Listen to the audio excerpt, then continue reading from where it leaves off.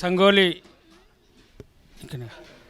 సంగోలి రాయన్న గారి వర్ధంతి సందర్భంగా ఏర్పాటు చేసిన సమావేశానికి అధ్యక్షత వహిస్తున్నటువంటి హైకోర్టు అడిషనల్ గవర్నర్ పీడర్ వంశీకృష్ణ గారికి, అదే రకంగా పెద్దలు మన మాజీ ఎమ్మెల్యే గారు శ్రీరాములు గారికి, పెద్దలు సీనియర్ జర్నలిస్టు మన అన్న పాశం యాదన్న గారికి, ఇక్కడ విచ్చేసిన పెద్దలందరికీ పేరు పేరున నమస్కారాలు తెలియజేసుకుంటున్నాను.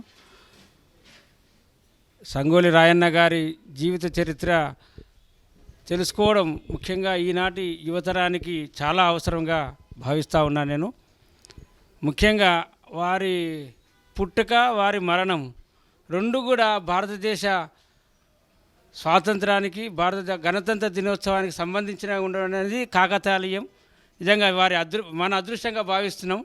15 ఆగస్టు నాడు వారు పుట్టడం, 26 జనవరి నాడు వారు చనిపోవడం అనేది రెండు తేదీలు కూడా భారత స్వాతంత్ర దినోత్సవం, అదే రకంగా భారత గణతంత్ర దినోత్సవం సందర్భంగా జరగడం అనేది, వారు పుట్టుక, వారి మరణము ఈ దేశానికి ఏ రకమైన అవసరాలు, ఎంత ఒక ప్రభావాన్ని చూపే విధంగా ఉందో మనం అర్థం చేసుకోవచ్చు.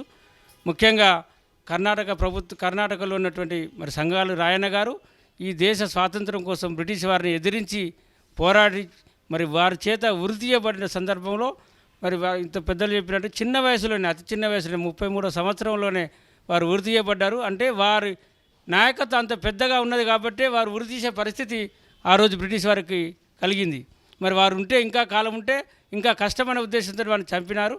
ఆ రకంగా వారిని బలి తీసుకున్నారు. మరి వారిని అంతేకాదు, ఇవాళ ఈ భారతదేశంలో బడుగు బలహీన వర్గాల నాయకులు చాలామంది ఈ భారత స్వాతంత్ర ఉద్యమంలో మరి బాగా పాల్గొన్నారు. అది కొంతమంది చరిత్ర బయటకు వచ్చింది, ఇంకా చాలామంది చరిత్ర రావాల్సి ఉంది. ముఖ్యంగా మన తెలంగాణలో కూడా ఒక అనామకుడైనటువంటి దొడ్డి కొమరయ్య గారు, మరి ఒక బలహీన వర్గాలు కుర్మ సామాజిక వర్గానికి చెందిన వ్యక్తి, మరి తెలంగాణ స్వాతంత్ర సమరయుధంలో ముఖ్యంగా రజాకర్లకు వ్యతిరేకంగా మరి ప్రాణాలు అర్పించినట్టు ఘనత కూడా ఒక కుర్మ కులస్థం దొరికింది.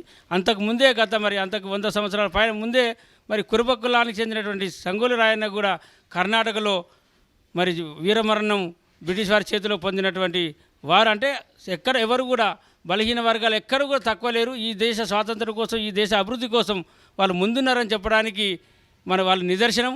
వారి యొక్క జీవిత పఠనం అనేది మనకు అందరికీ ఆదర్శప్రాయము. తప్పకుండా మరి పెద్దలు చెప్పినట్టుగా వారి జీవిత చరిత్రను పాఠ్యపుస్తకాంశాల్లో చేర్చడం, అదే రకంగా ప్రతి సంవత్సరం ఇలాంటి కార్యక్రమాలు చేయడం ద్వారా మనము ప్రజల్లోకి మన వారి చరిత్రను మరొకసారి ముందుకు తీసుకుపోయే విధంగా తెలియజేసే రాబోయే తరానికి తెలియజేసే విధంగా ఉండాలని చెప్పి కోరుకుంటూ సెలవు తీసుకుంటాను.